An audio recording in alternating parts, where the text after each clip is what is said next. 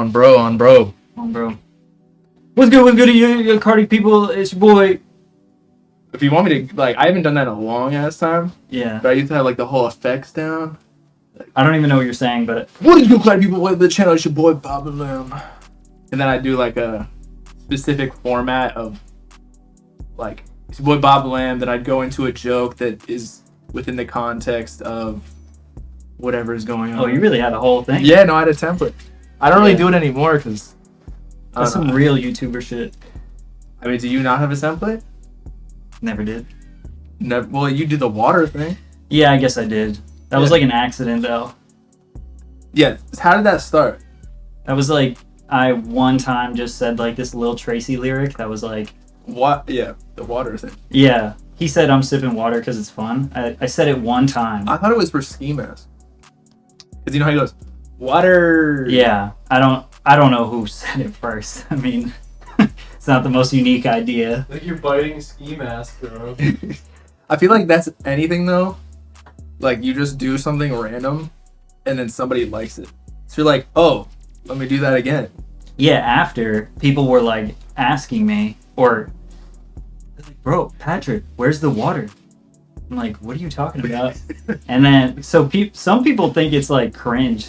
Like Yuri from No Jumper was like, dude, it's so cringe when Patrick says that. I'm like telling people to drink water is cringe? I mean, that's a pretty good cause, I'd say. No offense, but if he's telling you, then it is cringe? No. Oh. Like, I feel like, okay, cringe is a subjective term. And it's rampant on the internet now, just like corny, mid, blah, blah, blah. Yeah. But there's like certain people that if they call it mid, you're like, all right, you're lame. So I don't care what you're saying. And I like Yuri, don't get me wrong, but like, come on. He's kind of, he did like the whole. You know what's so funny about that clip? So it was a podcast clip, and I was laying in my bed at like 7 a.m. and I saw it was like Yuri and House Phone, and I shared it. Because I was like, oh, they said, like, I turned the volume up real quick because my girl was sleeping. I turned the volume up and I just heard, like, Patrick CC. And I'm like, oh, they shouted me out. So I shared it to my story. And then all the people are replying and like, damn, he's hating on you. And I'm like, wait, what? I listened on my story and he's like, Patrick CC is cringe. I'm like, damn.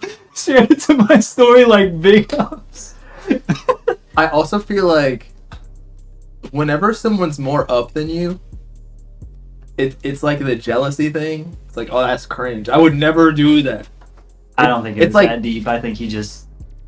A lot of people say that. I don't think it was on some hate and shit. I think he just randomly said it. I don't think it was that conscious. Like, he was consciously hating. He was probably just like, I think most people don't consciously hate. I'm just trying to dissect why they do it. Like, for me, Mr. Beast, I'm like, I can't watch this content. Damn. To me. Hating on Mr. Beast. No. But then I like step back to earth and I'm like, honestly, if I was making as much bread as him, like, I wouldn't think it's cringe. It's just something about I think people think that the whole like sort of removing your personality to appeal to the most people possible is cringe, but it's a business strategy. It's his business. Yeah. I mean, a lot of people are gonna call that cringe.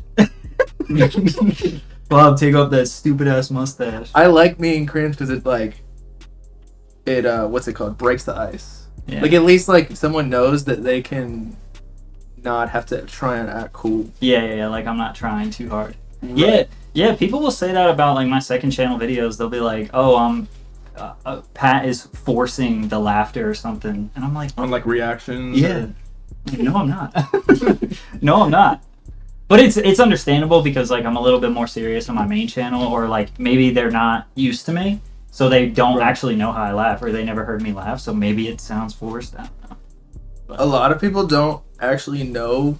Like people will call me cringe or anybody cringe on stream. YouTubers just get called cringe, right? For sure. But they don't understand how hard it is to sit here and talk to a piece of metal and plastic right here, like that's a human being. Nah, man, it's them. But like, okay, when you started YouTube, it was probably mad cringe, right? Yeah.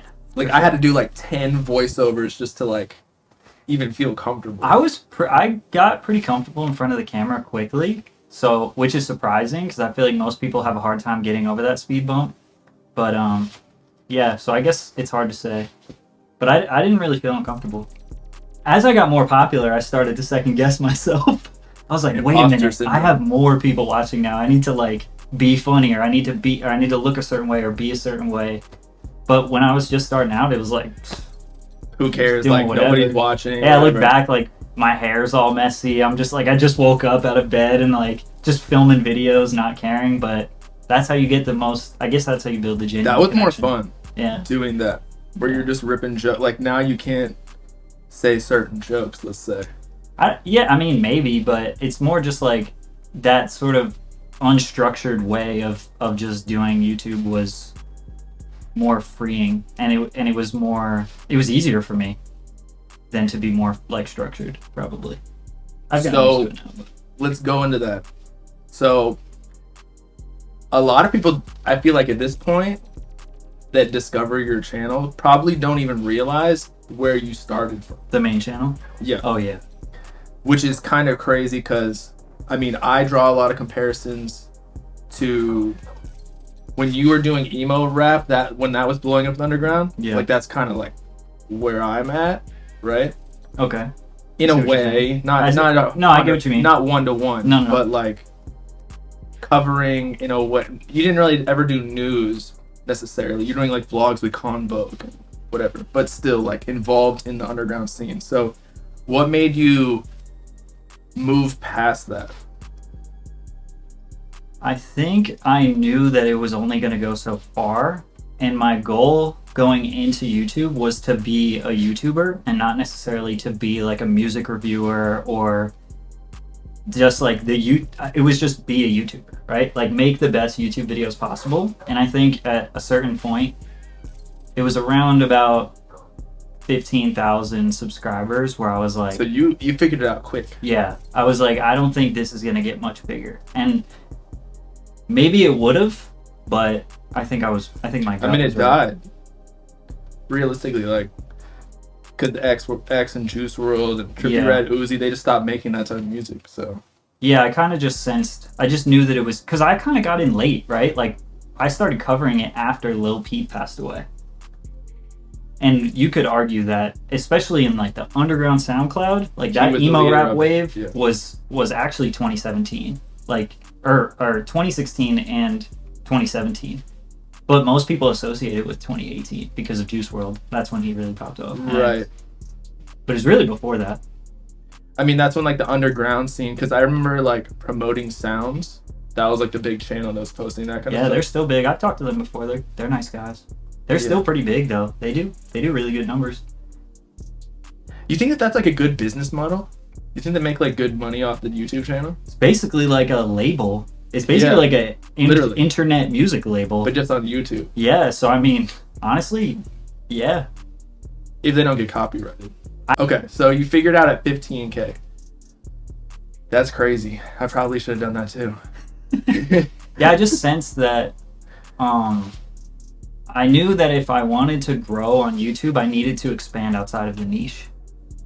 Yeah, I think music in general is small. I think like the highest you can get just strictly talking about music is almost like academics. He's even straight off though. If you're just talking about strictly YouTube views, yeah, but like music as being a voice in the culture, like academics is hard to even quantify because he's like huge. Right. Like his voice is almost bigger than what the follower counts represent. Right. I agree. But I would say that for you too. Like I think more people in music like don't flatter me too much here. I think they know about you more low-key than me. I think it's different. There's mad people that know about you that probably don't. I think for like upcoming artists type who like are deep into music, yeah. But I think like, not to suck your dick, I think you're like a household name kind of now. Maybe. I don't think so. I've never you'd probably be surprised at how well the internet's so like distributed now. Yeah, you'd be surprised at how little I've had contact with like anyone in the music industry. But in terms of, But you're not even music anymore. I mean, you are. Your Yeah. second channel for sure is, but your main channel's like, I mean, you're talking about comedians, Yeah. pop culture. You still talk about artists, but that's simply because they're like super famous, right? yeah, I was talking about it in the music world for Yeah, sure, and okay. especially since you've stayed covering the sort of opium wave from when it was just kind of like this niche to being like the underground. Yeah. You know, you are basically covering the biggest thing happening in the underground, which is arguably not even underground It's not. anymore.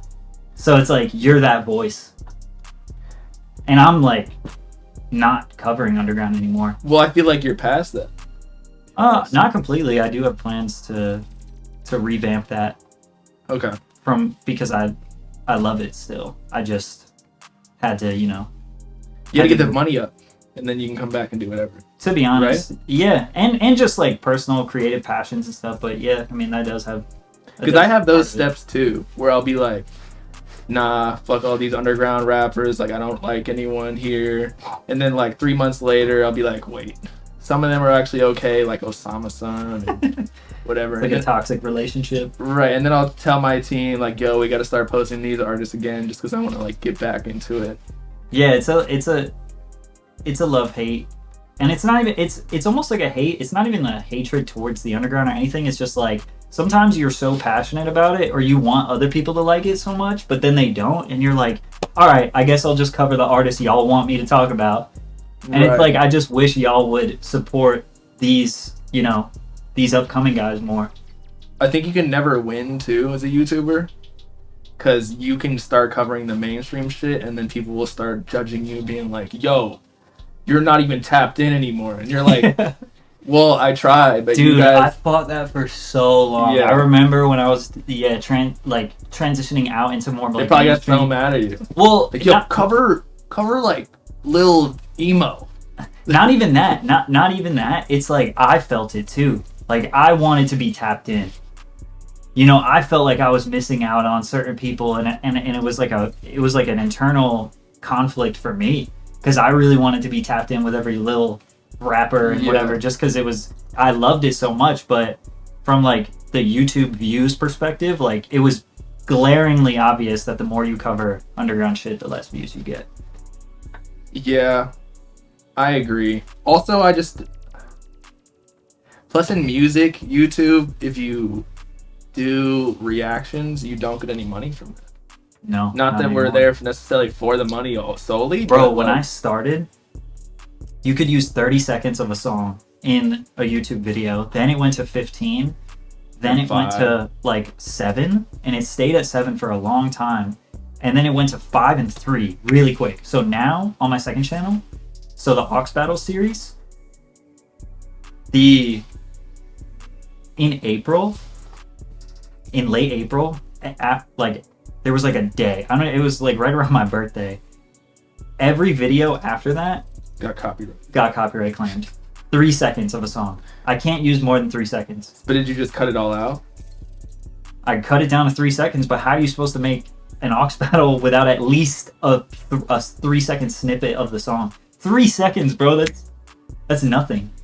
Honestly, I don't even know how people watched it. So I'm very grateful for all the people that did watch it, because I did it on stream where we listened to a minute or minute and a half, sometimes the whole song.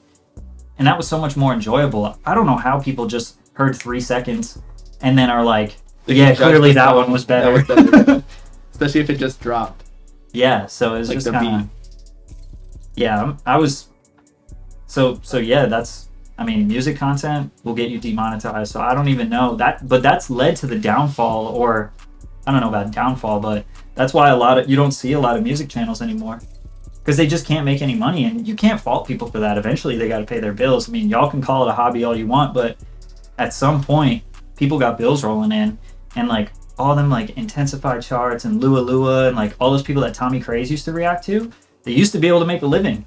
Even Tommy Craze, like some of those videos used to be monetized. Those like So do you think Blood rappers versus Crip stopped rappers, remember those? because of that? It's tough for me to say, but that's got to be a... I always part of wondered it. how they made money because of all the copyrighted And they use big songs. Yeah. Yeah. They were, like, in 2018, they were making money because you could put 15 seconds of a song. But I bet now every single video of theirs is demonetized.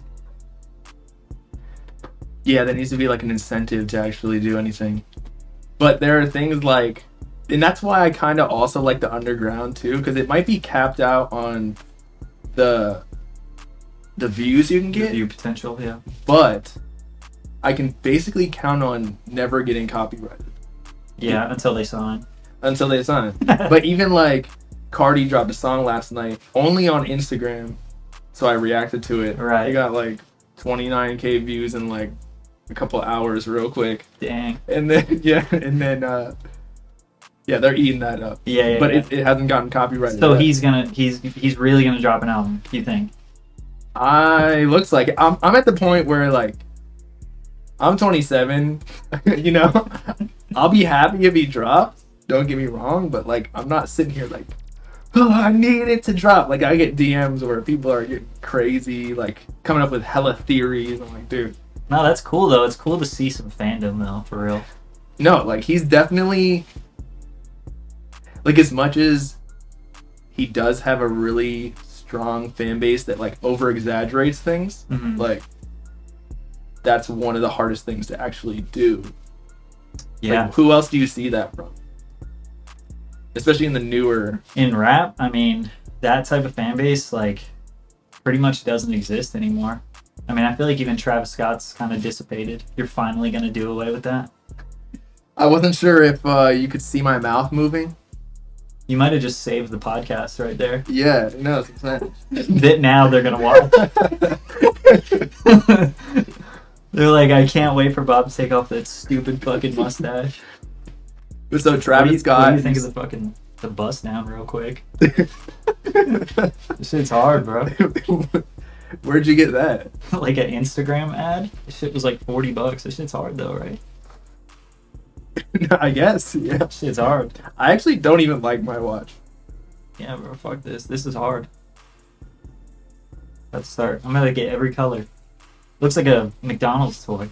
I was gonna say that, but I didn't want to be offensive. Nah, that's the point. This shit looks hard. Okay. Accessible to everyone. I don't know. I said something before when we were eating at your the restaurant, and your girl said, "You guys met on an app." Yeah. So then Quay was talking about it, like something of why he doesn't want to do it, and then I was like, because they might think like you're desperate or something, and I was like, oh fuck, I just called y'all desperate for using the app, but that's not how I meant it. Oh, I don't think you took it that way. No, I know, but like still, I was just like, I just met y'all guys the first time in person. I just said some crazy shit. I don't want to sit here and be like, yo, your watch is whack, bro.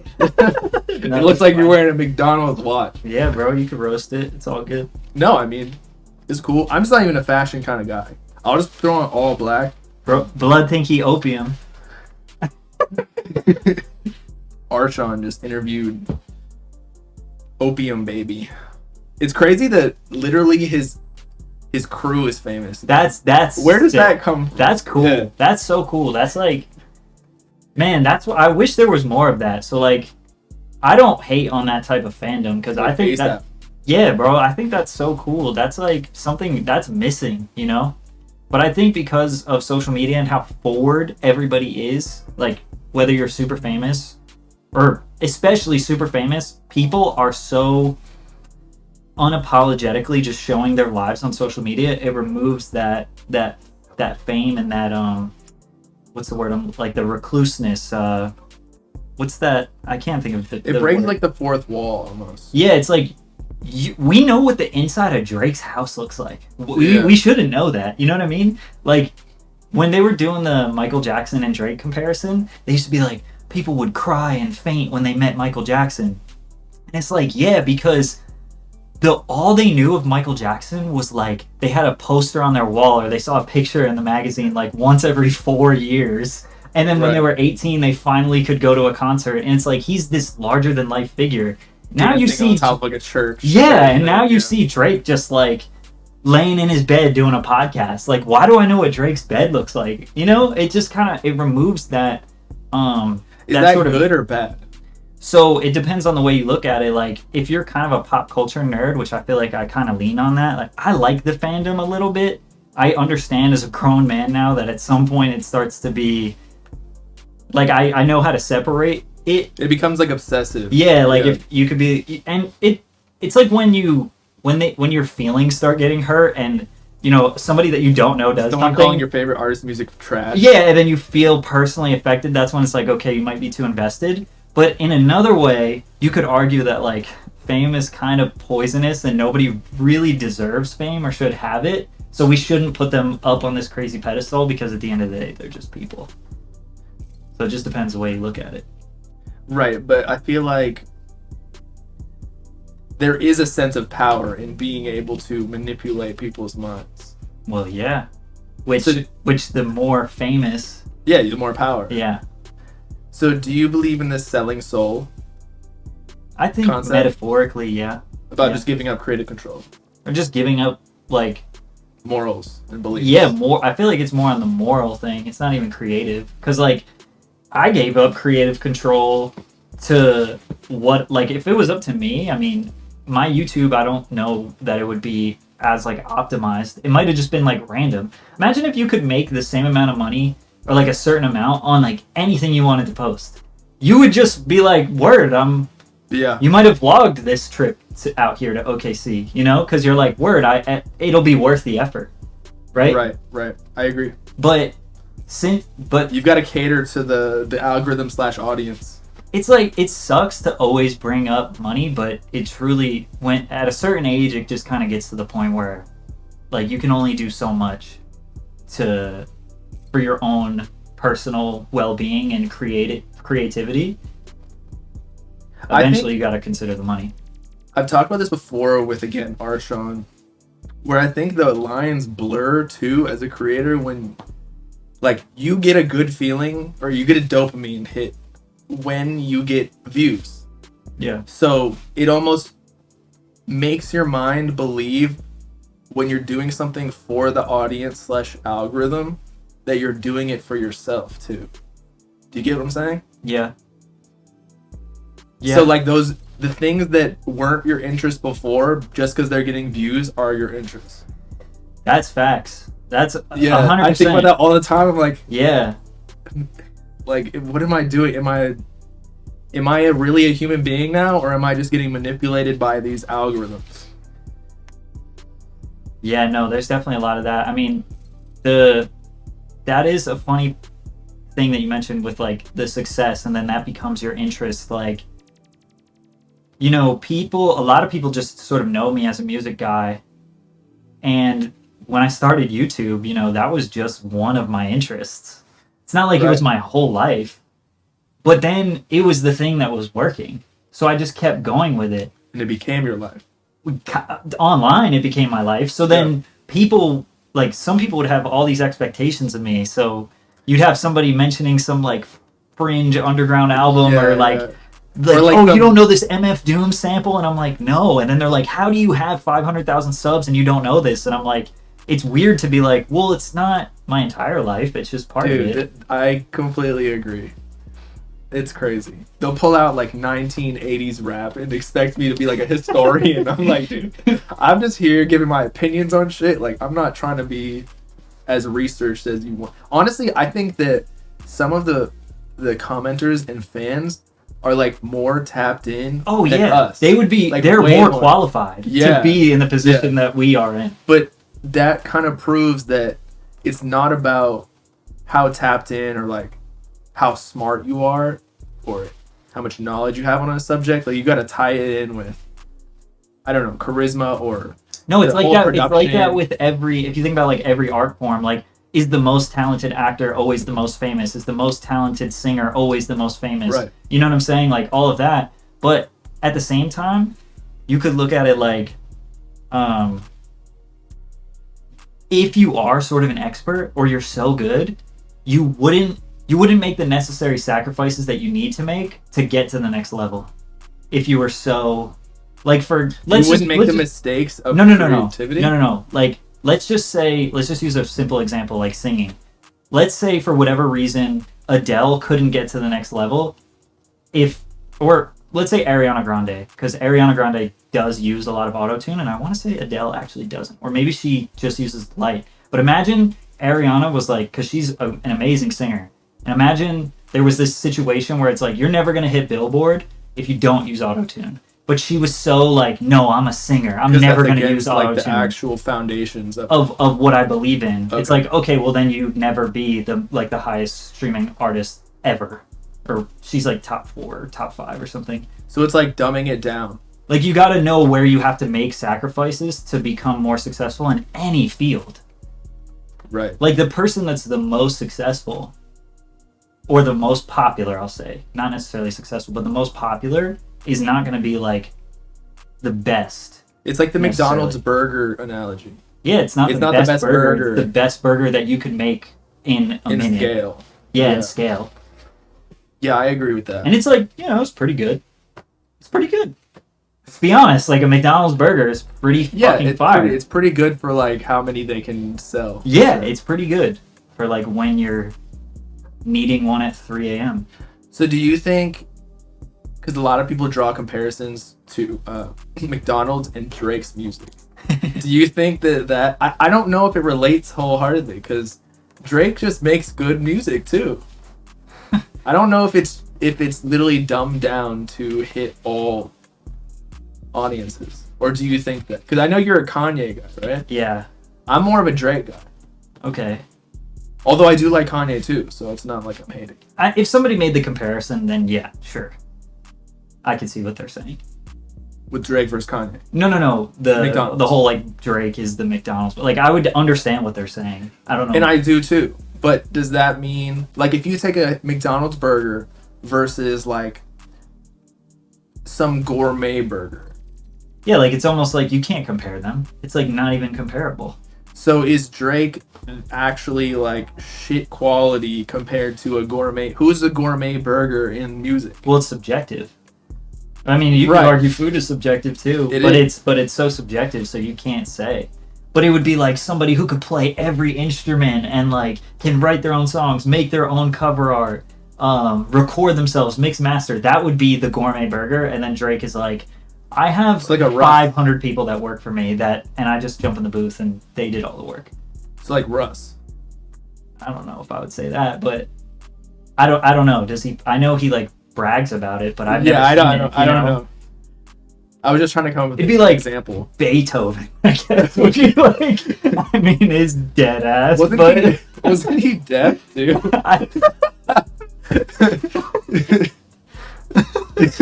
That shit could have been just trash, to be honest. If he felt bad because he was deaf. So they're yeah. We can hear it. It's still out there, and it's pretty good. Do you like it? I mean, yeah, right? It's fire. Why don't you make videos on that, bro? Beethoven's the biggest artist in the world. Probably, right? So, in addition to like moving away from more underground music content, I know we've talked about how rappers and artists don't really like fuck with YouTubers. There's like a weird barrier in the relationship. Have you ever gotten into like not a beef but like tension? Was that any part of leaving as well? And because I am finding myself like, say Jace will say something about me and I'm like, dude, you took something completely out of context. I'm just not even gonna come down to your level of arguing over you being immature and stupid. Right. I've seen some of the stuff that you've been involved in. And I definitely played into it a little. Yeah, that's probably why I saw it. Yeah. But nothing really. Honestly, no. I mean, I guess people who are artists have said something, whether it was like a tweet or be like, he's cringe. Yeah, or like whatever. You know? Yeah. Or like, why do people watch him? And it's like, I don't know, because they do. Like, stupid little things like that, sure, that's popped up, but I've never really had like a real beef with anyone. Because I like a good beef. Yeah, I think I like a good debate is what I like. Yeah, I think if most people met me for real, they'd be like, wow, he's really fucking normal. Like, he's just a guy. So like beefing with me, if you actually knew me, You're not like you do have strong opinions, I'm pretty sure, but like you're not gonna sit there and argue with someone to the death over just having a disagreement. Over No, I would only argue with somebody that I really like because I know that like they won't. They're take not it gonna take personally. it. Yeah. You know, like we could argue because when you argue with people about stuff, like naturally, you know, there's energy. You start getting tense. But if it's your boy, or at least somebody that just knows you really well, they're not gonna change their whole opinion of you based on some stupid thing like talking about music or whatever. Yeah. Like they won't look deeper. They'll just know that you're just arguing for the sake of arguing. But, like I'm not about to do that with random people. So do you think Twitter? I feel like it's like a terrible platform. As I've grown more and more, I'm like, all these people just try and start fights. Or like just take one sentence that you say, misinterpret it, and then just call you like a pedo or like something like that. Yeah, no, I mean, that is very real. I mean, I don't know if it's just Twitter, it's arguably everywhere, but yeah. Something about Twitter though, I think it's just how fast it can be done. Yeah. Because TikTok, you got to record yourself. There's more like there's no tone or context on Twitter. like just reading words. Yeah. So you could read it. Like somebody could literally say, "Have a nice day," or they could be like, "Have a nice day," and you're like, "That's a way different." Yeah. You know, but Right. you don't get that when you read. Yeah, but because Or just LOL. You know, like you know when you were growing up and like somebody just says LOL and you're like, "What the fuck does that mean?" or like when someone says K to you, Yeah. you're like, wait. Yeah, like that's like what every dad sends. They just My send a dad K. does that, and now it autocorrects to L. So I'll say something, it'll be like, L. That's so funny. But yeah, it's like we assume a tone. Yeah, like sometimes I feel like I've been talking about comments too much, but because it's really not that deep. But sometimes I'll reply to people on like a YouTube comment. That's like going into war, bro. Yeah, because I'll I just don't say even something do that. like somebody like this happens. So like this has happened multiple times. So where I'm like, okay, I'm not replying anymore. Where it happened a lot with aux battles. They'd be like, you should do an aux battles, but like this, right? And they would change the category. And it's something that I've done before. So I'll reply and I'll just say like, oh, I've done that before. Or like, I have done that before.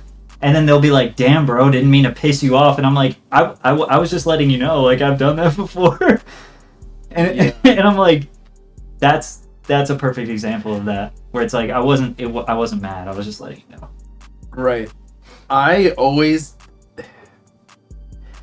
I'm getting to the point where like I just don't even want to respond anymore because I get myself worked up and then I'm like, does this matter? Like tomorrow, am I gonna even remember this? Because in the moment you're like, I want to tell this person to fuck off. Like, start involving like personal shit. Yeah, you gotta think too, most people like they comment something to get it off their chest and then they forget. Like they probably forgot forgot in 10 minutes. They're already on TikTok, like consumed in something else. Like they just left that comment just to leave it.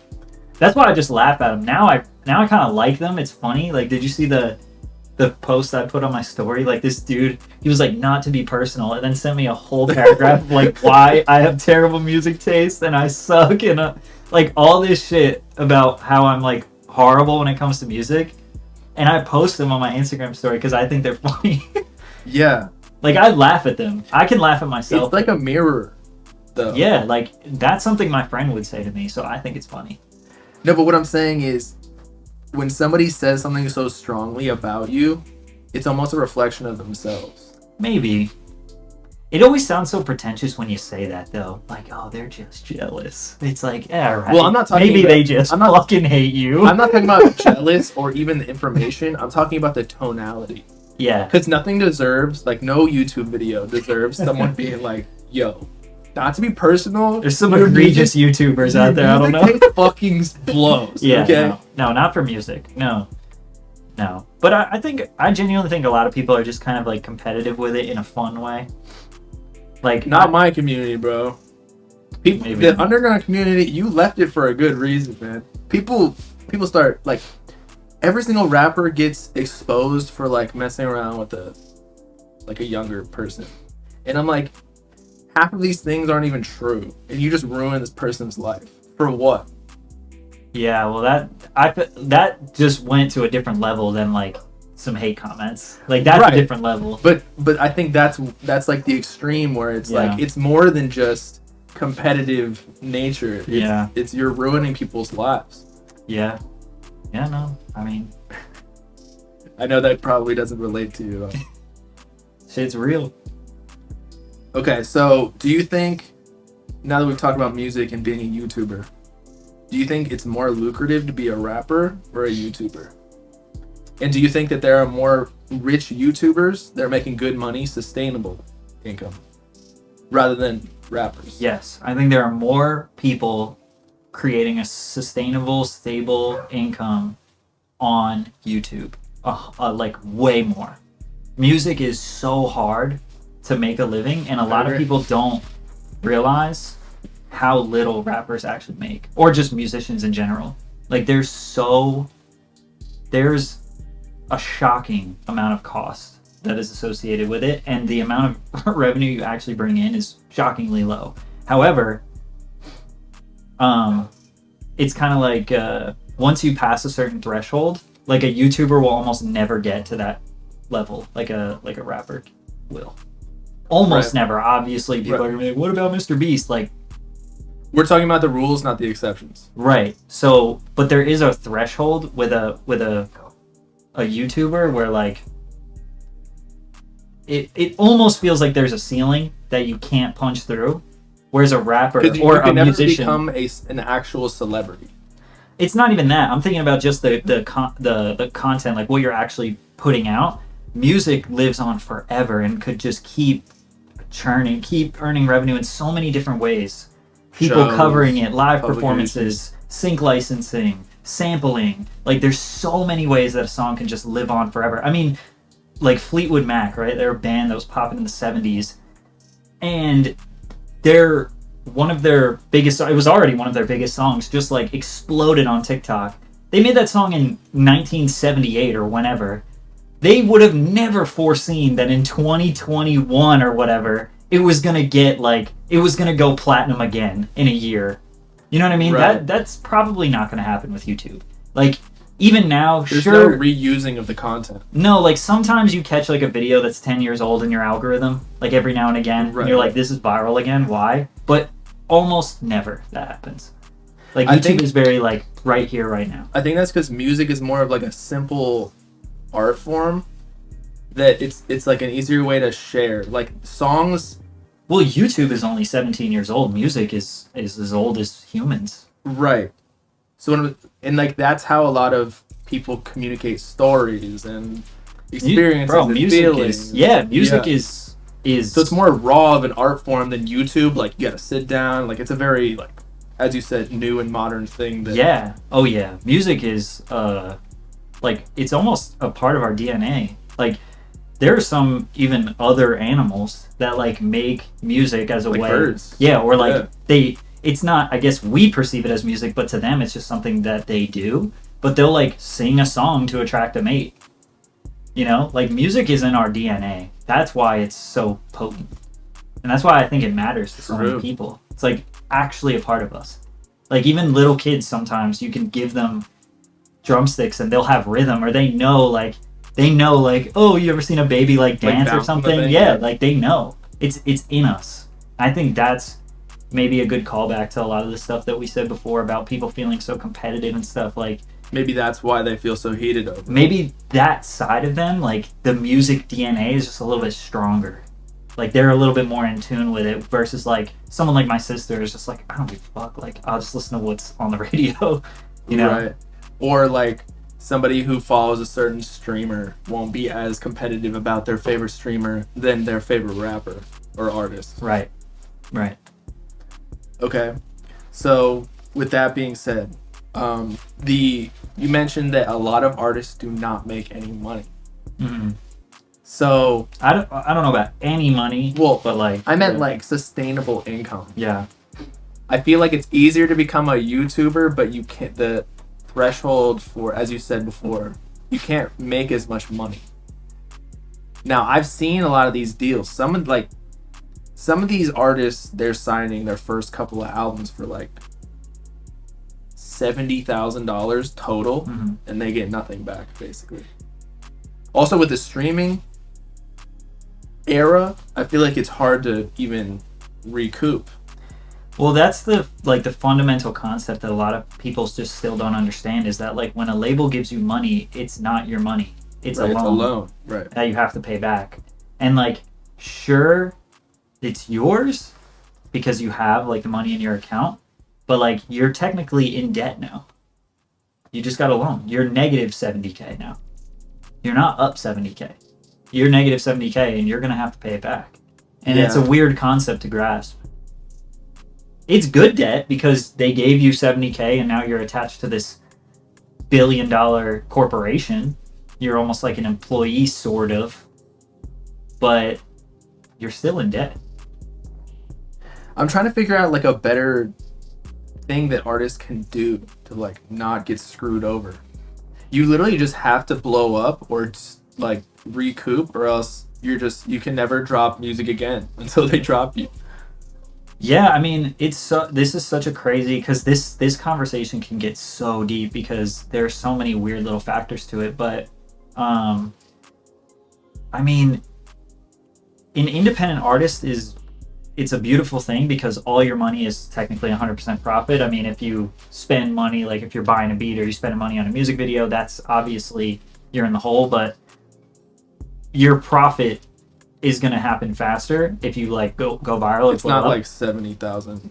Right, but it's the like labels, a couple hundred. Right, or maybe a couple thousand, but the labels own Spotify and the streaming services. Like, to get anything going independently is like basically impossible. And that's why TikTok is such a huge platform for music, because people have figured out, TikTok users have proven that if you go to TikTok, or if your song blows up on TikTok, they will go and support it on streaming services. So if you're an independent artist, that is the best way, or YouTube, or Instagram. But we've seen more people are willing to go from TikTok to a streaming service to support Conversion music. rate. Yeah, it's just much higher. So that's why people are still doing it, because that is the only way out of it for an independent artist. For a signed artist, this is a kind of a different conversation. But isn't there something to say about, it's been stated by TikTok's CEO, at least of the US part, that they can cook the, like, say Taylor Swift, if they're in bed with the labels, which they are, they can essentially make a song or sound go viral on TikTok. So I feel like TikTok is even getting corrupted a bit. So, of course. I mean, it's all corrupt, but what isn't? I mean, if you want to go down that route. I guess nothing's 100% fair. So like you kind of just got to do what you got to do. That's America. It has like this illusion of fairness. Veil of, And then every time you get to another level, I feel like YouTube's fair, bro. I feel like it's so fair. You make good content, they're gonna push it. Now, don't say anything about like vaccine or something like that. But yeah, for the most part, I do believe it's the most fair. Yeah. Out of a lot of other, like, YouTube is definitely not on some pay to win. Like, Instagram is low key on some pay to win stuff now. Yeah, you gotta look, Like, you used to be able to see the people you follow in your Instagram feed. Now it's just like they'll just suggest something else, and you're like, why not just show somebody that I follow? TikTok For You page, yeah. Yeah, but no, YouTube, I agree, man. I think that more so than ever too, because I'll get stuff in my recommended on YouTube that has like 100 views, 200 views. Right, so do I. Yeah, and it's like that's giving amazing. People a chance. Yeah, it's giving people a chance. Oh yeah, I'll be the first person to encourage somebody to become a YouTuber. I would never tell somebody not to. I would tell somebody. I tell everybody to. I'm like, shit, this laid the foundation just for my brand. It's not even like my highest income stream at this point, but like it's the foundation that built the other things. Yeah, and you always see those YouTube videos of people who are like, I made a second YouTube account to prove it's not luck. Yeah, and it's like it's not luck. It's not. It's skill for sure. You can learn a lot and then just implement it on a new channel, and then. But will it get saturated at one point? I mean, shit, it has like 2 billion monthly users or something. If it's not saturated now, then I don't think it's ever gonna be. Right. I mean, so here's the thing. Because of all the short form content that's going on everywhere, Instagram now, TikTok, blah, blah, blah. yeah. So, like, even my girlfriend, who watches a lot of YouTube, will be like, there's literally nothing on YouTube because everybody that I follow or subscribe to is only posting TikToks because they're already big and the sponsors will pay, like, basically the same amount for a TikTok video because it'll go potentially more viral. Yeah. And so the incentive structure is, like, not to post on YouTube and spend all this time and editing. You know what I mean? No, yeah, that's definitely... Well, that's happened to me, too. Yeah. Like a guaranteed few $100s for one Instagram post for me, and if I put the same amount of money into YouTube, like it might just flop. Yeah. No, that's definitely a real problem. But I see, this is where I look at that as like, I'm happy that those people are doing that because I make long form content. So I'm like, word, y'all can go make shorts. I'm never gonna do that. I mean, I'll do it as an extension of the brand, but I'll never. Like, the demand for longer form content now on YouTube is insane. You see more videos now that are 45 minutes, an hour long. They're getting millions of views. And you make way more money on that content, too. So those creators are more incentivized to just keep doing that. Like, the people... It's hard to make long-form content. That's why people don't do it. But that's why the people who do it are in such high demand. Yeah. So... I mean, if you can figure out a way to make long form content, that's what you got. So that's like what I'm trying to do right now. Mm-hmm. Figure out that formula. Which is also why podcasts are so popular. Like, people are essentially, if you look at it from just the YouTube perspective, like all YouTube wants somebody to do is to just stay on the platform as long as possible. So if you make a video that keeps people, it's called watch time or average view duration. The higher your average view duration, the more likely your video will be recommended. It doesn't matter if your video is 7 hours long. If people on average are staying on that video for 30 minutes, it's probably going to get more recommended than a video where people are only staying on it for 7 minutes. Now, what if the video is like 3 minutes, but they watch 100%? I don't even know. I think that's where it gets a little more complicated. Yeah, it's like, it's almost like, yeah, because that's where shorts is like so crazy, because shorts are so competitive where you won't even get really recommended unless they're watching more than 100%. Yeah. They have to like run that shit back for your shit to get recommended. That's why they do the loops. Yeah, it's crazy. Yeah. It's like, yeah, people watch this on average for 120%. You're like, what? But for the shorts and TikToks, like, is that audience even that valuable? Because I've had a few shorts on YouTube across a couple of my channels. They've got millions of views, but then you get subscribers strictly for shorts views. Well, it just depends on what you mean by value. Like, again, it's like, okay, is there money involved? Sure. Yeah, you could probably make money on it somehow. But in my opinion, most people watch shorts to distract their brain. They're like turning off their brain and just mindlessly scrolling. And is there some impact? Sure. Are you going to get followers from it? Yeah.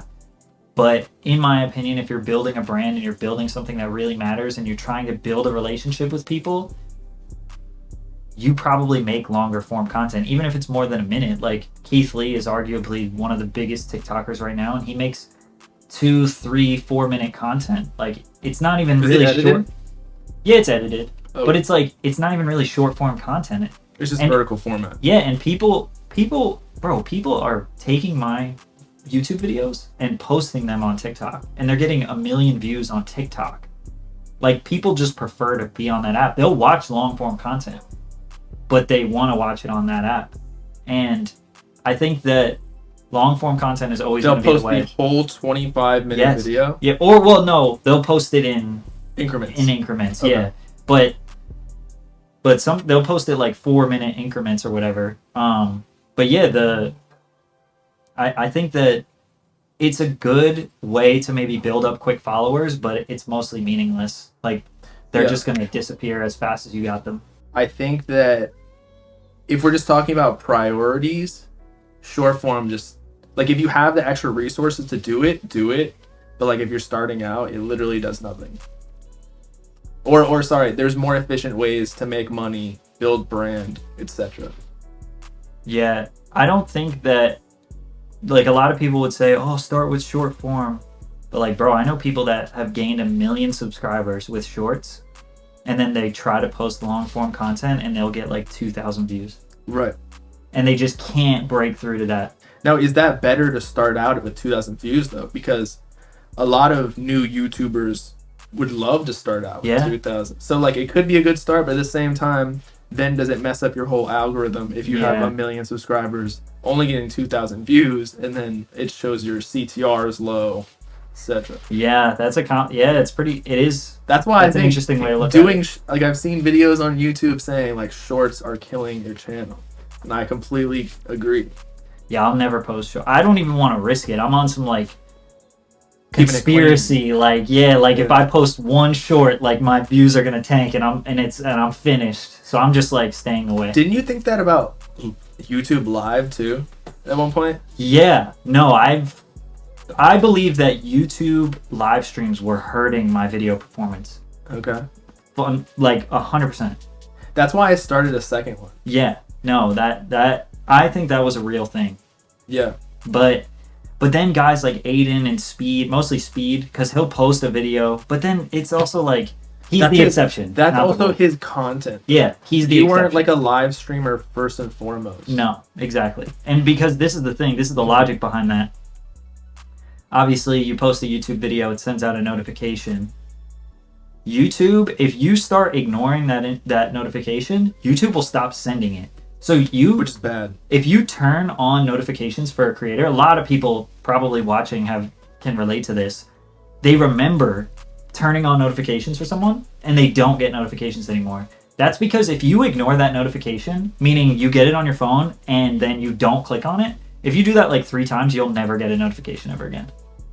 So like my YouTube on my main channel says something ridiculous, like, 500,000 people have notifications turned on or something like that. But that doesn't reflect the actual performance, because truthfully it probably hits like maybe 10,000 people's phones.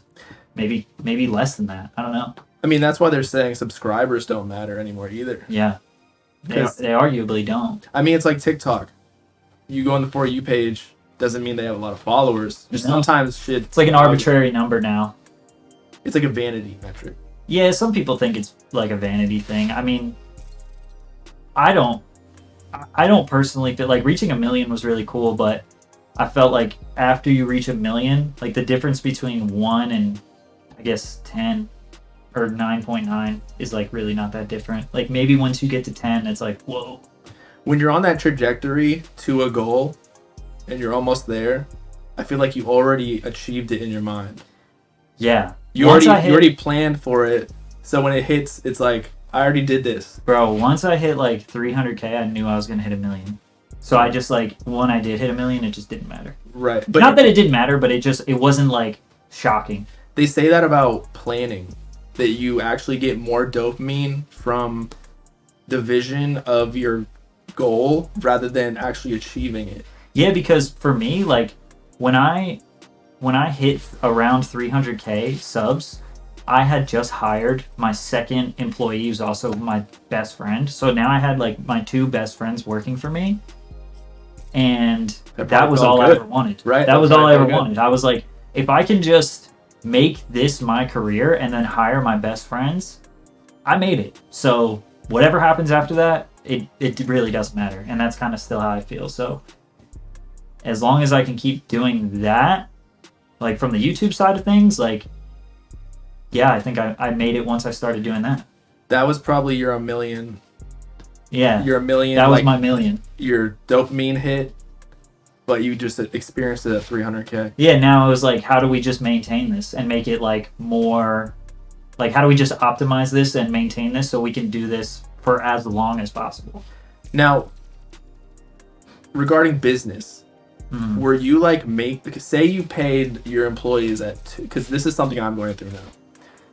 say you're at 300K, you just hired 2 employees, you're making good money if you're really solo, right? Yeah. But then you start paying employees, and that's cutting into your own personal income. Mm-hmm. Were you making good money still? Or like, did you just take the hit short term and then so that you could build it long term? Yeah, I mean, the business was making, like, it's weird because it's like, you have to, when you start a business, even if the business is based around you, you have to separate yourself from the business, right? So it's like, when I say, like, I was making money, it's like I'm referring to the business, right? So, on my YouTube, like, YouTube money, at least in terms of the AdSense stuff, is really not good until you can reach, like, it's really about views. Like, I feel you have to have a benchmark in the 6-figure view counts for it to be like, you're making like substantial you have to be making like, you have to be doing a couple million views a month minimum to be really making anything that's sustainable for one person, right? Just for one person. Right. So to have employees and stuff, I mean, you have to really be, you have to be earning, you have to be doing millions and millions of views. So I was blessed because I did the listening to your music streams, and those kept me afloat I mean, up until I had. How much would you make per those streams? I was probably doing like $10,000 to $15,000 a month on just those streams. But then, like, sometimes my AdSense would be like 1,000 during that time. So it's like, if I wasn't doing the listening to your music streams, you wouldn't be able to sustain or grow. Wouldn't be able to do anything, you know? So, but those listening to your music streams were, I knew that they were... That was part of the journey. Well, it's part of the journey, and I knew that, like, I can't keep doing this, first of all, because it was very draining, you know? It was, like, hard to listen to a lot of, like, mediocre or bad music. Like multiple times per week. It's very draining. But the silver lining of it is, like, I met all of my favorite artists through that, and that's what makes me want to do it again. Because I just... But then it's hard to work on, like, the actual high leverage stuff, right? Yeah, because it's time consuming and it drains you. And, like, I got to the point where I just stopped listening to music because I could only tolerate doing it for the job. And then after, it was like, I don't even want to listen to music. That's happened to me before. So it literally ruined. Burned out. Yeah. It got to a point, and it was this crazy, like, God moment for sure. Because I was at the point where I was coming home after those streams, and, like, I was miserable. My mood was messed up. And it sounds dramatic, but it's just the truth. And, like, my girlfriend could see it, and I was just like, I gotta figure out a way to make consistent money, because my YouTube wasn't consistent. It was all over the place in terms of, like, that was the only consistent... you get a video that blew up. Exactly. And then there's all that type of pressure, right? So then it was like this amazing moment where Twitch was investing in their live streamers, actually, before the Kick stuff. Twitch was investing in the music sector of their business. So it was like, it's so crazy. Right around the moment where I was like, I think I'm going to quit doing these listening to your music streams so I can just focus all in on YouTube and try to make my YouTube, like, be my sustainable income. Twitch reached out. Actually, be a sponsor. Not a sponsor, but, like, they offered me a contract. And that contract was enough to... All I had to do was stream, like, I could stream 0 hours a month. They only paid me... So there was, like, a pay per hour type thing. And it was, like... It maxed out at, like, 60 hours a month. Like, if you go over that, we're not going to pay you anymore. But you could stream, like, 1 hour a month if you wanted to. You know what I'm saying? Yeah. And that was enough so I could be like, word. Now I have, like, this money from Twitch. And I can, was like... it over or under 10K? It was 15K a month was the max they would pay. Yeah, so, like, it was good. It was good. Yeah, no, it was like, you know, I'm so grateful for that, and that was really generous of them, and they just kind of were investing in the music side of their business. And when was that? 2021? Yeah, it was May of 2021 when they offered it. So I then you started June paying 1st. employees, right? Well, I was already paying my employees. Oh. I had been paying my employees. Like, I was paying them well, and I still pay them well. I pay them very well, but I never took a hit for them. Like, it was never like they were on salary. So if the business didn't make money, they were still getting paid.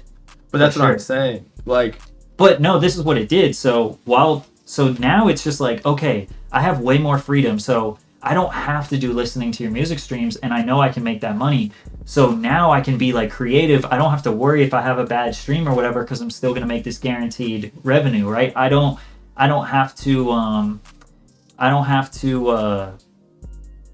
like depend on anyone else because I have this consistent bag, right? And that's what a lot of it streamers. was like a 9 to 5 in a way. Yeah, it was like that's what streamers But were. That's what streamers have been requesting from Twitch for a long time. And because, subs and donations, that's all inconsistent. It took pressure off me, and it gives you the freedom to create and take risks and take creative risks and know that you're going to have a consistent paycheck.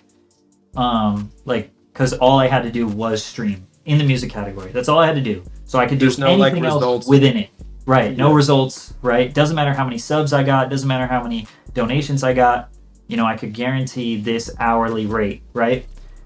So that's when I came up with Aux Battles. And that's when we started streaming Aux Battles consistently. And then those YouTube videos were starting to get consistent views, and my YouTube channel was able to be boosted up, right? Because I had more time to like optimize and think about what's the best type of YouTube content I can make. Instead of doing the streaming your music. Exactly. For hours. Exactly. It was like, now I can focus on making good content. So I made good content. And this is the beauty of it, right? I was getting paid to make content on Twitch, and then I was repackaging that to put it on YouTube and made more money doing that. You know what I'm saying? Yeah. So it was like double dipping. It was like there was no cost. It was like, did you get that offer like on your way home from that bad day? No. It was within a couple weeks or so, but that contract only lasted 6 months. Oh, okay. And then they didn't want to renew. Oh. So then I stopped getting paid after that. But by that time you already like solidified your income on YouTube, probably. Well, yeah, that by that point I everything. had been making consistent money on YouTube. Yeah, it only took me 6 months to figure it out on YouTube. Yeah. You know what I'm saying? It's like I knew that's all I needed. That I was like, your I catalyst. just need like a few months to really optimize this YouTube, and then I can start. And this is all second channel, by the way. Like, Yeah, no, I know. yeah. So like, yeah, I just needed that like 6 month window to just really focus. And basically the way I designed my business was like, okay, I stream, I do the Aux Battles, that gets uploaded on the second channel, and then the main channel was like documentaries. Because the documentaries were the easiest thing to scale, because all I had to do was just write the script and voice it, and then I could just send it to editors, and when it comes back to me, it's done. Whereas all my other content before I started making documentaries was like, I was editing a lot of it. I had editors, but it just needed that personal touch from me, you know? Right. And I had to vlog, and I had to do different locations, and I was doing those marketing campaigns, remember? So like, there was so many little things that required my attention throughout the week to make a video work. The ROI on the documentaries is higher. So much. Yeah. You know? I mean, I don't do this, but theoretically, and a lot of people are doing this with like AI and shit, theoretically, I don't have to do anything. I just have to be the voice. So like, perfect optimization for my YouTube channel now would be like, I don't even write it. All I do is just it only takes me 45 minutes to film a YouTube video. That would be the only amount of work I theoretically have to do. Or if you I could was do fully optimized. AI to replicate your my voice. voice. Yeah, that's full optimization. But I don't do that. I still write the scripts, and I still I lay in all the music on my main channel videos, and then I also I'll make like little edits and stuff, but for the most part the editors do 99%, but I always do the music because they can never do the music right. No, I get that. And it's like just little things, you know, sometimes you say something, or Yeah, you want to have cut an out. edit, yeah, and you're just like, I don't think that Your represents voice cracked me. a little bit. Right. Some shit like that. That happens to me all the time. But now I like my second channel because I just do like stream clips, unedited, just bullshit. Just go. Yeah. Yeah, I could never do that. I feel like I was always a content guy. I think you're more personality based. I think that every single YouTuber falls in these two categories. You're either content based or you're personality based. Right. And that's really all content creators. And like very few people are both, but if you're both, you're fucking Dynamite. Yeah, like a Ryan Trahan is like a good example of that. People love him for his personality, but he also makes really good content. I don't know if you know who that is. Yeah, I do. Yeah, he's got like millions and millions of subs. But like Mr. Beast is like, I mean, I hate using him as an example because he really is the exception. So I'll just stay with Ryan Trahan. But Kai Cenat is like personality based or Aiden Ross. But then again, Kai does be going crazy with his content sometimes too. I think he's like a mix. He really is a mix. He really is a mix because he goes hard with his content. Like that fucking them like streamathons and shit that he does. Like no other streamer is doing shit like that. Also all the collabs and like the partnerships. Yeah. Also what's their AMP, like the AMP house. They do like content, they do yeah. a ton of planning. Yeah. Like I wish that I was younger and I could still do that, but like everyone my age, all my friends are like in grown men jobs. I can't. Yeah. I'm not just gonna go to an 18-year-old's house and be like, yo, Yeah. what's good? Yeah. Yeah, but generally speaking, like most streamers are personality based because they mostly just like game and react to shit. Yeah. So it's like their content objectively is not that good because there's not that much thought into it, but they have all the personality to make up for it. I never was personality based. I feel like I was always at the mercy of my content. So if my content sucks, I won't really get views. I don't think people because I never really showed my personality all that much. I don't have a personality. I feel like the personality is even hard to show through the titles and thumbnails and whatnot too. Like you said I'm a personality guy, which I would agree with, but then there are also times where I'm like, all right, we just got to put Cardi in the fucking title and thumbnail and it'll blow up. Yeah, but you like share your opinion. You won't be as structured. I mean, you do have your structured content, but like most of what you're known for is just kind of like, yeah, you'll get into a beef. You'll fucking say some crazy shit every now and again, and that's personality based. Like, right. I mean, shit, Aux battles, bro. Like at one point, people were mad because I would like bob my head too hard, or like they'd be like, the only reason why that song got picked is because Pat, you liked it more. It's like, damn, I can't even like a song because it fucked up the content. But I get what they're saying. Like they want you became a platform. I was just like a game show host rather than a person. Yeah. See, there are times when I want to be that, and there are times where I want to be strictly personality. Yeah. Because everybody has like a desire to just be them, right? Of course. But then secondly, to truly, you said this before, remove yourself from the business, you've got to be a host or like a platform. Removing your personality is the best business decision. Correct. That's why most of the biggest creators, you don't really see much of their personality. It's just content based. Because you don't have to like me to watch my content. And I've gotten to that point and you probably don't. And I've gotten to that point with you don't know me. The Instagram. But the YouTube is hard because it's like I'm talking. Of course. But like the Instagram now is like we're posting newer artists, news, not really giving too much opinion until I get back on YouTube and actually give my opinion. Right. But like that's working so well. Yeah, bro. But it hurts my soul. Like some of this shit, like I wanna make a joke about somebody doing something stupid, but I still leave it up to the comments to start whatever argument they want to do. Okay, yeah. No, I like it. I like being. I've just always liked the content more because I just don't. When I look at other guys with so much personality, I'm just like, yeah, I don't have that. Like if I look at a Kai Cenat or somebody with so much personality, or even like a Ludwig or, you know, Mizkif, those types of. I mean, those are all streamers, but I can't think of any YouTubers. Do you know Zerka? Yeah. He's been at my house a couple times. He streamed on my setup a couple times. When he came over, that's exactly what I thought. I was like, one, I'm not this crazy. You low-key got to be somewhat crazy to be to have that much personality. Yeah. Right? It'd be like kind of an egomaniac in a way. Right. Or two, you have to be willing to push the boundaries to the max. And don't get me wrong, like I'm a little bit edgy, but like he will go to calling out every race, every sex, every, you know what I mean? Well, I don't think you need to do all that, but Right. I do agree. To an extent, yeah, though. to an extent. Well, you just have to put yourself on full display to be judged by the entire Like world. Aiden, let's say. And everybody and because they're all going to act like they know you because, well, you don't really have that card anymore. Because if you're really being yourself, and then like you fuck up, and then you're like, Right. but this isn't the real me. It's like, but like you gave us a lot, so we kind of do know you. Like we spend 8 hours watching you a day. Like this is kind of the real you. Right. Like you don't have that anymore, so you have to put your whole life and personality on display, which is a lot. That's a lot to deal with. That's hard. That's hard to do. But evidently, it's basically people become connected to you. Like they become It's a stronger parasocially connected to you, Yeah. so they feel like they're your friend, which is profitable, which is why people do it. But is it worth, we talked about ROI before.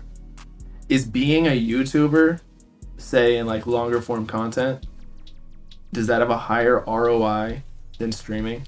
Because I feel like sometimes streaming can be a waste of time. Or it's very draining. And you can't automate it as much. Yeah, it's again, it's like it's hard to say. I mean, personality is way harder to get people in the door and to get people to fuck with you. But once you get to that point, you will probably have people locked in forever. Like they'll probably never just randomly stop fucking with you unless you change drastically. And you can get away with just chilling. Like Just chatting. just chatting, making bags, making fucking a lot of money. Can't you say though that you said they can stop liking you when you change? But can't you say that it is inevitable that you're going to change? So it's a safer route to be content focused rather than personality focused. Well, I mean, sure you'll change as a person, but you could also argue that you will want to change your content down the line too. But it's easier to transition your content than to transition to a new personality, right? Like, Right.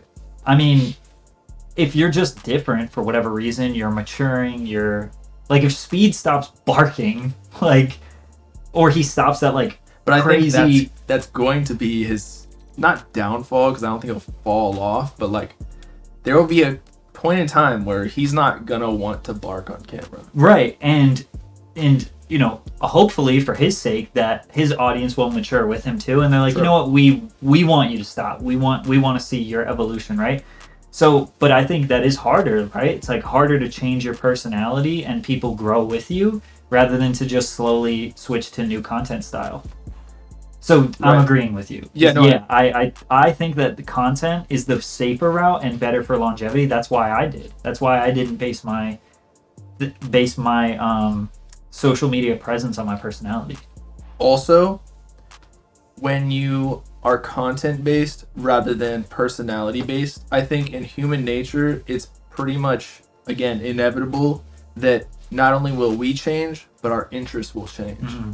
And so I'm sure you've come across a video where you're like, I really don't care much about this, but I'm gonna power through it because I know the audience is gonna like it. Yeah, of course. Like we discussed earlier in the pod, but so it's better to go the content route so you can pull yourself out of it and just keep producing content, because eventually, like, I don't even want to be on camera talking on the camera. I would just want to be behind the scenes doing what it is I want to do at that point in time. Right. Yeah, for sure. No, that's how I've structured my business and my YouTube presence. You're not a business if you're just a personality.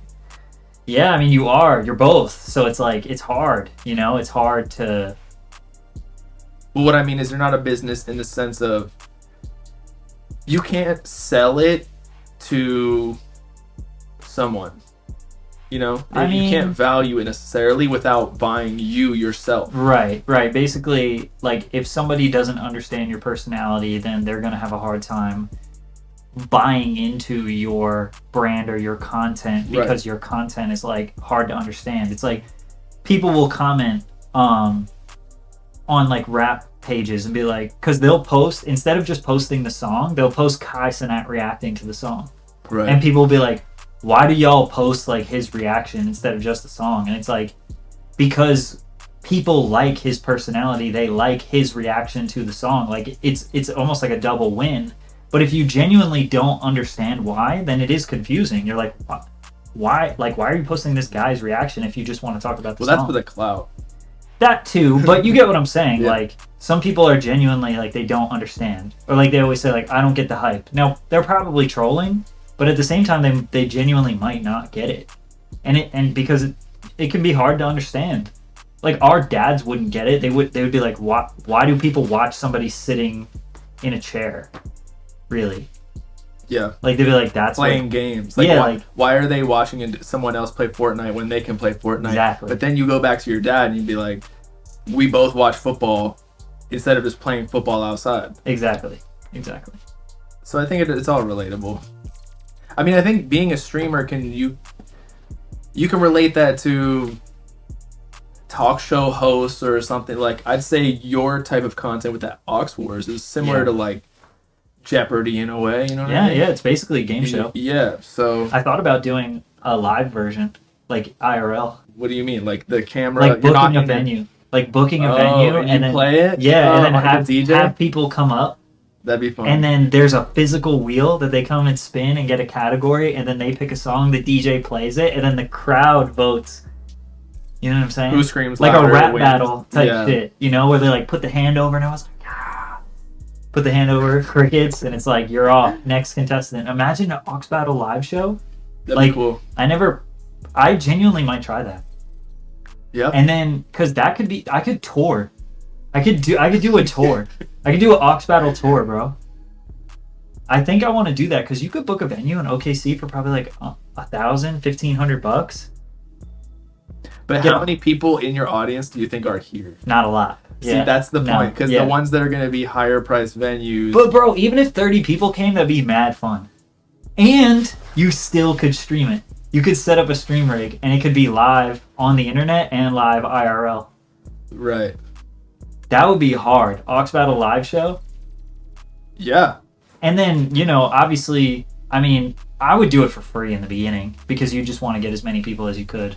But then you can charge tickets. Eventually, yeah, Have but like food there. exactly Get a piece of the food. bar and stuff like that. But I genuinely You think might as well just throw your own festival at this point. yeah, Aux Battle Festival. No, but seriously, I could do that and it could scale. And I genuinely, because they do that out here in OKC. They have like trivia nights. So is that what the No. the venue? No. But I think I might do an Aux Battle live show. I want to try it once. I want to try it so bad.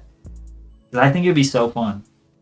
I just want to do something real. You know what I mean? Like I want to. Not on the internet. Yeah, like, bro. I want something. I'm at the point in my career where I want to do something real, something that I can like touch and experience with people. I've done so much behind the camera, and like, there's a lot of smoke and mirrors. Like, I don't have this. I don't feel like I'm lit or whatever. Like, I don't have that ego where I'm like, people love me. You know, like I don't care, and I don't feel that, and that's for the better. But, and that's no disrespect to anybody who does love me. Maybe there's somebody out there that loves me, and I love you She's back. downstairs. Well, yeah, no, but I'm talking about like I you know know. the supporters. But I just don't. I don't ever think like that. Like, oh, I'm him. I'm popping or whatever. Like that. That does not register in my head. So Why do you do it then? because it's better than the alternative, right? Like, it's better than any job. It's still fun. I enjoy it, and I get to hire my friends. I get to control my life, right? You don't adhere to Andrew Tate's philosophy that men only do things for status? No, I don't give a fuck. I mean, Because I kind of do believe, I think that we're more than just like animals, but I do think a lot of things men do, whether it be, and I know you don't have a nice, not saying you don't have a nice car, but like you don't, you don't prioritize that in your life. don't have a nice watch, don't have a nice car. All right, Bob. You Sick. get what I'm saying? You can definitely afford a nicer car than me, okay? That's all I'm saying. I love my Honda Pilot. I love Okay, so even with these videos, it's kind of like a flex to like create something so big that you're like proud of it, you know? I genuinely, I mean, I'm very proud of it, right? Like I'm proud, but I don't think it was ever for status. It was all internal. It was all to just do something. Express yourself. Yeah, in the beginning at least. You know, once it starts working, you're like, okay, I want to maintain this because now I want it to be my job, and now I want to, yeah. But it was never like, bro, for stuff. It's not for stuff. I don't like stuff. In Christmas, like everybody, my whole family's asking like what I want. I'm like, I have no idea. Like I feel like we can buy whatever we want. What I want is like I want to make enough money so that I can like obviously have a comfortable like life, and I want to do a little bit of traveling and stuff like that, but I want to be able to provide for like my family and bring my family closer together because we're all kind of separate, and obviously just live a life that I feel like really matters. And I just want to have a legacy and be remembered by the people that I know and that love me. Like I don't have this like I want to conquer the world and I want to be famous. And, like, nah, like because I think about like my friend's dad passed away, and like I have so many fond memories of him, and he's like my friend's dad. Like I have more fond memories of him than most of my uncles, and I think like I'll never forget him. You know, he left a legacy on me and all of his actual family. Like he was an amazing person, you know, and he passed away too soon, and it's like, damn. So you're just trying to think that. That's real, yeah. Like that's what everybody used to do. Like right for now, like, all of human civilization, like everything was way smaller. It was like I just want to build a community, build a tribe, and then leave a good legacy on that tribe. That's it. That's all I want to do. I mean, the internet, if I can help someone on the internet or that I can inspire someone, that's cool too. And I will accept that. And you know, when people come up to me, sometimes I get recognized and they're like, yo, like I love your videos, this and that. That's all great. But at the end of the day, I think everybody gets so lost in that. And, you know, we could go even deeper as to maybe why, but, you know, that's like, maybe they're searching for a purpose or something, but I just want to have an impact on the people that are closest to me and, you know, build my legacy that way.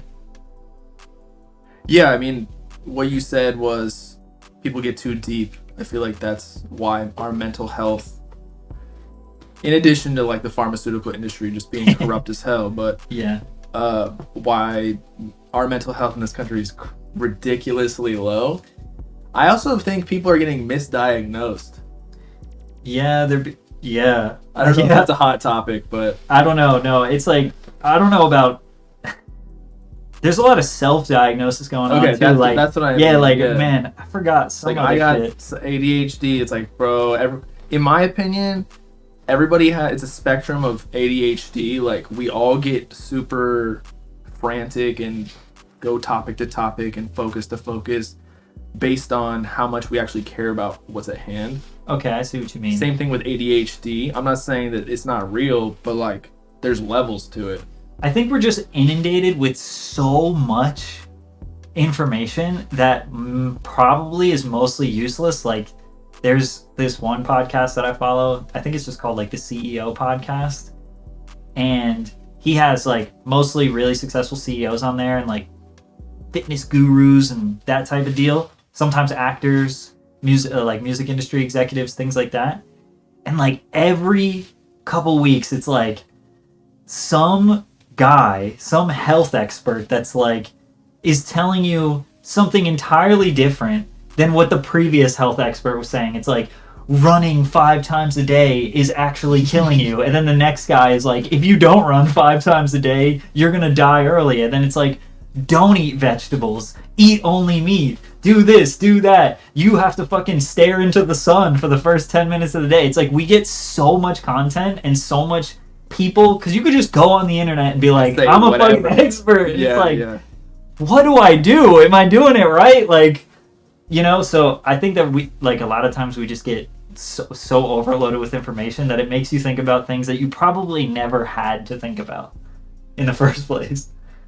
Yeah, or maybe you did. But the thing is, you don't know the difference. Like, you won't actually know. Like, you won't know who's right. That's what I was going to say.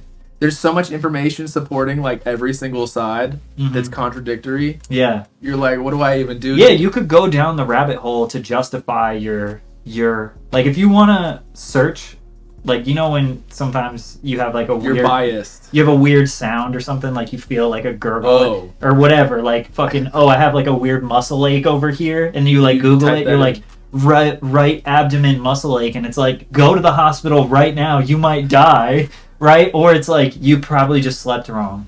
But it's like, you could just keep going down the rabbit hole if you wanna find that bad answer or find that good answer. I thought you were gonna say, which is similar, like when you have an argument with, not an argument, but like a disagreement with somebody, and they're like, okay, Google it. And it's like, you can look up any piece of information and support what you're trying to say. Yeah, confirmation bias. Yeah, like confirm your whatever either way. Yeah, I'm trying to figure out like an example of that. But I think everybody knows what I'm talking about. But yeah, we're depressed overall. Or are we not depressed? Okay, happiness. Do you think that happiness is something to look to do, like to a goal? Yeah, I think that should be bigger than everything. Honestly, I think that should be. I thought you were joking because you were looking at the camera. No. I think that's literally the fundamental reason, like, of why I think I started everything, was like I was trying to escape, like, what my life situation was when I was like a teenager, and I was like, I just want to make a better life for myself so I can be happy. And then, you know, that's what I said to you, like when I reached that 300K subscribers and hired my friends, that's when I reached like true, and I obviously found the love of my life, you know, that was very important too. But I was like, wow, I have everything. But I think people base their happiness on the wrong things, and most of the time it's money, right? Or status or success. But the thing is the more money you get, or the more status that you get, or whatever the fuck, like whatever material thing that you're chasing, every time you get to it, you push it to another level, and you push it to another level.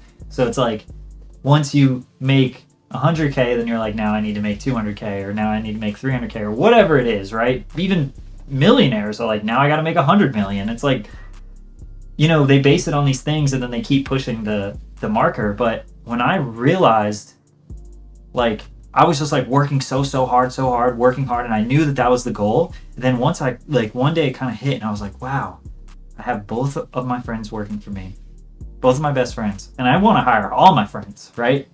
That's a real goal for me. They probably won't work for me, but, you know, once I got there, I really had a moment where I was like, wow, I'm happy.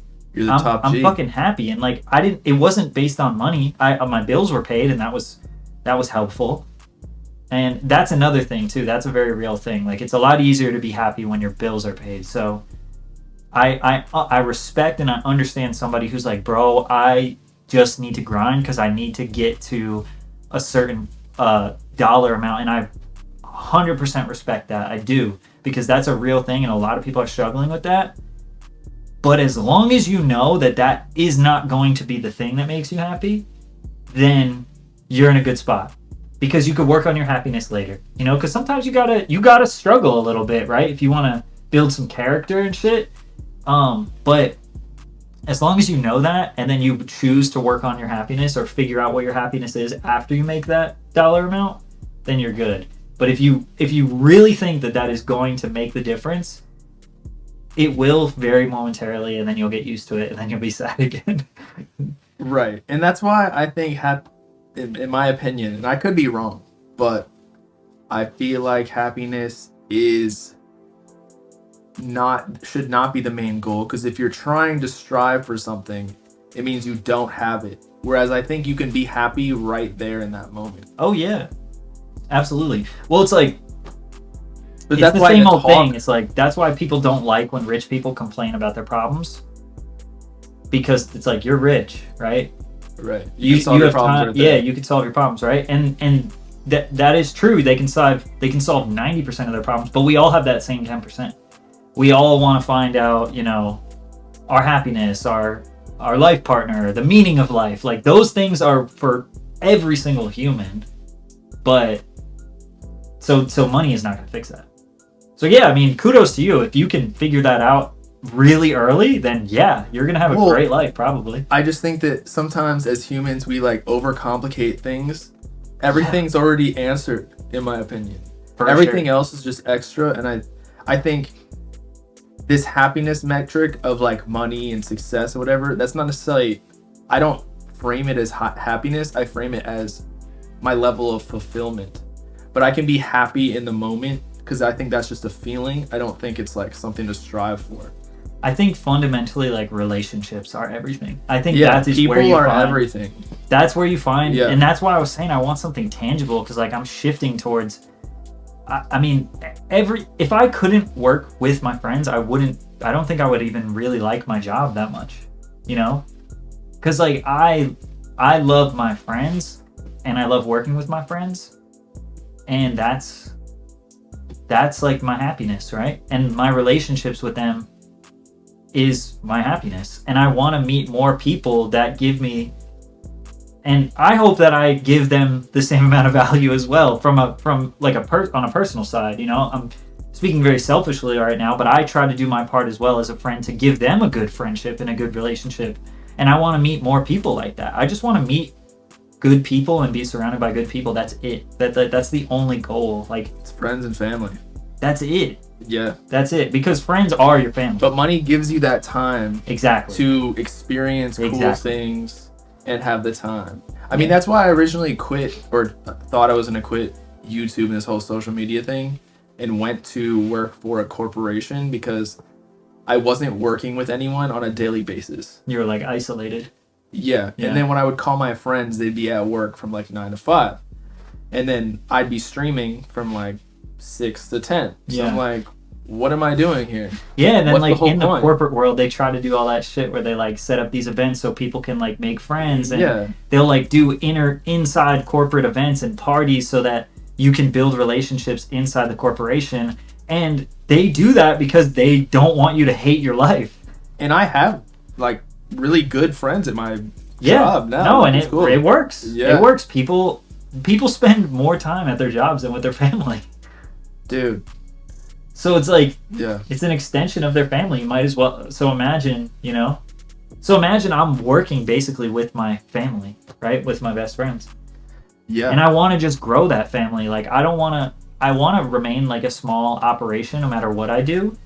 But I want to have a deep personal relationship with everyone that works like for me or with me.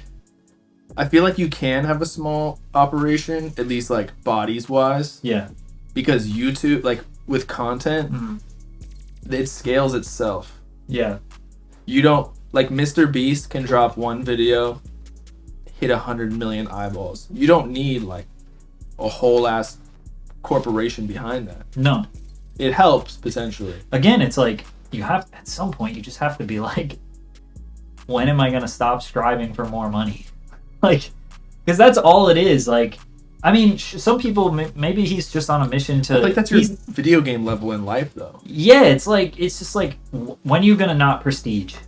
Like, at some point you're going to stay level 70. Like, you're just going to stay there. Like, Damn. at some point you have to choose to not prestige. And that's fine. People like associate that with like the death or whatever. Oh, you're not motivated anymore, so you're gonna die. Like all the like the corporate people. I feel like do that. prestiging that's going back to one, right? Yeah. That's like quitting the leveling up, or like doing something, because you can probably make or max out the amount of money through your current business is, and then you're gonna get bored with it. Yeah. And then now that you have money, you're gonna have the freedom to move on to something else and level up, even if it's not money. So that's the prestige part. So I think your analogy was like, when you prestige, that's when you truly are gonna make yourself happy. Yeah, I was referring to the whole prestige thing as like maybe like taking another raise or like taking a new job that costs more, so you kind of like start back at one, because like eventually you get comfortable. Like you take on more responsibility to hope to make more money, and it's hard at first, and then you get really comfortable, and then now it's like, oh, I want more. Yeah, no, that makes sense too. You know? But yeah, like at some point you just have to choose like, okay, and then I guess this is more related to, I mean, this relates to anyone who has a job. Like at some point you got to say, this is what's going to be enough. like I remember there was this dude that went viral that was talking about, he was like a tech dude, Silicon Valley dude, and he was like, I retired at 33. It's his whole TikTok account. He just talks about Silicon Valley and how he like was working for this huge company like a Uber or something like that. Google, whatever. Yeah, and he was making $500,000 a year at his peak. And he retired at like 33 when he had a kid. He was like, with my stock options, with all of the money that I saved, like I saved all my money. He's like, I can live off the interest and make whatever it is, somewhere less than 100,000, and a year. I could live off that every year and raise my child and live with my family. And he gets eviscerated on social media. They're like, bro, I would have just hung in there a couple more years, get a couple more 500,000s. It's like, at some point, bro, like he's choosing his family and his kid. Like, that's so honorable. People lose sight of why they're even doing it. Like, his kid is gonna have a college fund. His dad made all the money that he needed to make to provide for his kid. He calculated this. This guy is fucking smart. He's not an idiot. Right. He has the money. So you can't even be like, because how are you going to give him advice in the first place? Right.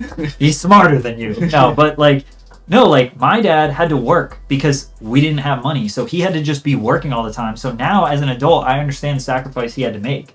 He worked so that we actually could have a little, so we could go to college and have a car when we turned 17 and shit like that.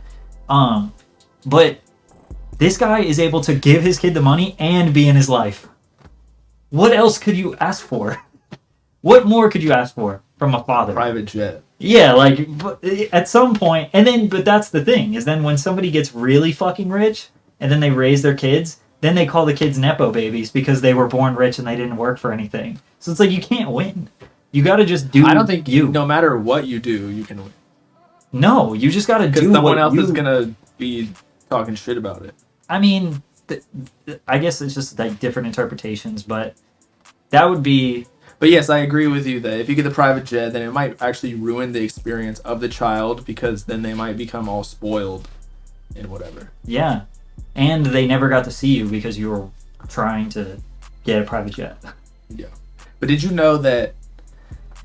So, I think there's some sort of stat which is like 80% of millionaires grew up with millionaire parents. Really? Something like that. I think it's probably the opposite. Like, most millionaires are new millionaires. Well, so I think it's the stat is 80% or a large proportion are self-made, but they also grew up because of the mind frame that the parents passed down to them, if that makes sense. Okay. So where were you going with that? The Nepo baby thing. Like, I guess it doesn't matter. Do you think it's at all. a disadvantage to grow up with money, you're saying? No, I think it is an advantage. No, well, yeah. I mean, and you can never win, so if you're just doing you. I mean, to public opinion, like, right. I guess, like, ordinary people or not rich people are not going to have any empathy or sympathy for you, but. Why would you care about regular people's opinions? Well, they probably don't. That's how I normally feel about just life. Like, they don't, because again, it goes back. It's like, all that really matters is the people around you. Like, social media and like, yeah. Bro, people, like, not even fucking 20 years ago, you didn't know anybody outside of your fucking work and your school. Like, right. You didn't know what other people thought.